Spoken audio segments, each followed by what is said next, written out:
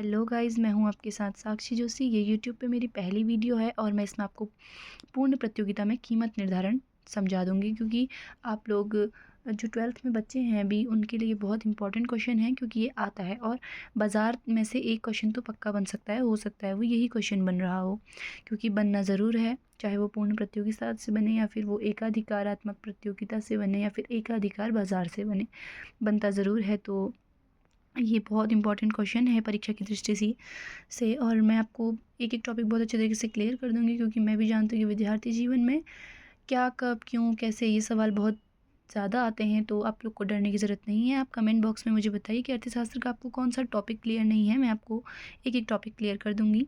तो शुरू करते हैं आज की वीडियो। जैसे कि मैं आपको बता रही हूँ कि पूर्ण प्रतियोगिता में कीमत निर्धारण कैसे होती है। देखिए, पूर्ण प्रतियोगिता बाज़ार किसे कहते हैं ये आप सभी लोग जानते होंगे। नहीं जानते हैं तो थोड़ा पहले मैं आपको इसका परिचय दे देती हूँ। देखिए, पूर्ण प्रतियोगी बाजार एक ऐसा बाजार होता है ना, जहाँ क्रेता और विक्रेता बहुत अधिक संख्या में होते हैं।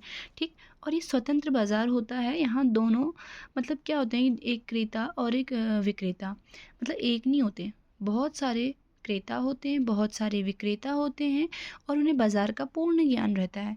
जैसे कि आप लोग कह सकते हैं कि अल्मोड़ा की बाज़ार है ना, जो अल्मोड़ा की बाज़ार है, वहाँ क्या होता है कि यहाँ पे बहुत सारी दुकानें हैं और सारी दुकानों में लगभग लगभग एक जैसी ही चीज़ें मिलती हैं। तो इससे क्या होता है कि जो कीमत है वो भी फर्म द्वारा निर्धारित नहीं की जाती है, फर्म कीमत प्राप्त करता होती है। यहाँ यहाँ जो कीमत का निर्धारण होता है वो उद्योगों से ही निश्चित होता है। जैसे एमआरपी होती है ना, हम लोग भी कहते हैं कि एमआरपी से ज़्यादा रेट पे नहीं बेच सकते हैं। इसलिए नहीं बेच सकते क्योंकि वो जो कीमत है वो उद्योगों से निर्मित है और फर्म तो पूर्ण प्रतियोगिता में कीमत प्राप्त करता होती है। ठीक हो गया। तो आप पूर्ण प्रतियोगी बाजार को एक बार पढ़ लीजिएगा। देखिए, इस बाज़ार में क्रेता विक्रेताओं की संख्या बहुत अधिक होती है। यह एक स्वतंत्र बाज़ार है। यह क्या होता है कि बाज़ार कीमत प्राप्त करता होती है। देखिए, मैंने बताया था अभी आपको, इसमें A R is equals to M R, दोनों एक्स अक्ष के समानांतर होते हैं। ए आर और एम आर आप लोग को पता होगा, जिसे हिंदी में औसत आगम और सीमांत आगम कहते हैं, और ए आर को ही कीमत रेखा भी कहते हैं, आप लोग को पता होगा। बाकी इसकी विशेषता देख लीजिए एक बार। इसमें क्रेता विक्रेता बहुत अधिक मात्रा में होते हैं। उपभोक्ता को बाजार का पूर्ण ज्ञान होता है। प्रतियोगिताएं पाई जाती हैं, क्योंकि बाजार बहुत ज़्यादा होते हैं तो प्रतियोगिताएं पाई जाती हैं। वस्तु की जो होती है बाजार कीमत समान होती है, यानी कि एमआरपी जो पड़ा होता है ना, उसी के समान होती है। ठीक। क्रेता विक्रेता इस बाजार की कीमत को प्रभावित नहीं कर पाते हैं और फर्म कीमत प्राप्त करता होती है। देख लीजिए आप एक बार अच्छे तरीके से इसे नोट भी कर लीजिएगा, बहुत इंपॉर्टेंट टॉपिक है ये।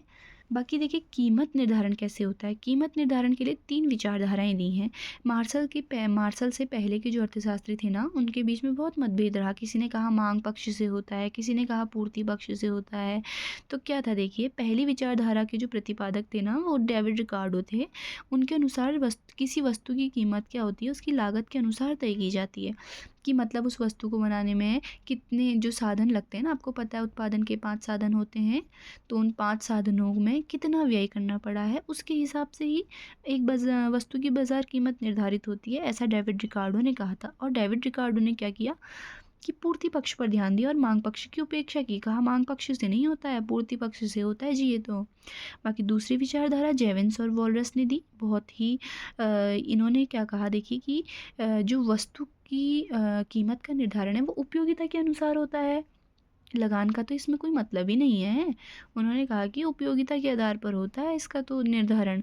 और उन्होंने क्या किया, मांग पक्ष की ओर ध्यान दिया, पूर्ति पक्ष की उपेक्षा की। अब देखिए ना, दोनों अर्थशास्त्री, पहले डेविड रिकार्डो फिर जेवेंस वॉलरस, देखिए एक दूसरे की उपेक्षा करने में लगे हैं। जबकि तीसरी जो विचारधारा थी, उसके प्रतिपादक थे प्रोफेसर मार्शल। प्रोफेसर मार्शल ने कीमत निर्धारण के लिए 2 आधार बताए। उन्होंने कहा मांग और पूर्ति दोनों के ही द्वारा एक वस्तु का कीमत निर्धारण होता है। और वास्तविक जीवन में दोस्तों यही होता है।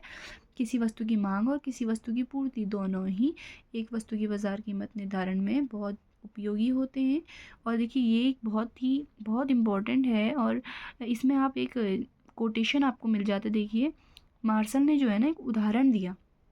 उन्होंने कहा उन्होंने कैंची के फलक का उदाहरण दिया। देखिए ये कितना अच्छा उदाहरण है। अगर आप ये पेपर में आता है और आप इसे लिखते हैं तो आपको ज़रूर एक्स्ट्रा नंबर ज़रूर मिलेंगे। ठीक। उन्होंने कैंची के फलक का उदाहरण देते हुए यह कहा कि जिस प्रकार कैंची के 2 फलक होते हैं, एक के काम ना करने पर बहुत चल नहीं पाती। अब आप बताइए ना, खुद कैंची का क्या एक फलक आपके पन्ने को काट देगा। जब तक आप दोनों फलक नहीं चलाएंगे वो काम नहीं करेगा, ठीक। तो उसी प्रकार मांग और कीमत भी कैंची के फलकों की तरह हैं। अगर यह दोनों समान नहीं होंगे तो कीमत का निर्धारण नहीं हो पाएगा, यह मार्शल ने कहा। उसके बेस पे एक देखिए, एक आपको डायग्राम भी देखने को मिल रहा है जिसमें एक डी वक्र है और एक एस वक्र है। पहली अवस्था देखिए, ऊपर की अवस्था यह दर्शा रही है, आप देख रहे होंगे, ये अतिरेक पूर्ति लिखा है। अतिरेक पूर्ति इसलिए क्योंकि यहाँ पे जो पूर्ति है ना वो मांग से ज़्यादा है, देखिए। और नीचे वाले में अतिरेक मांग, क्योंकि यहाँ पर मांग पूर्ति से ज़्यादा है। और देखिए बीच में जहाँ पर एक दूसरे को काट रहे हैं ये ई बिंदु है, यहाँ पर कीमत का निर्धारण हो रहा है। तो आज की वीडियो को यहीं समाप्त करते हैं, और अगर आपको कोई भी टॉपिक क्लियर ना हो तो आप कमेंट बॉक्स में ज़रूर बताइएगा, मैं आपको वो टॉपिक क्लियर कर दूँगी। धन्यवाद।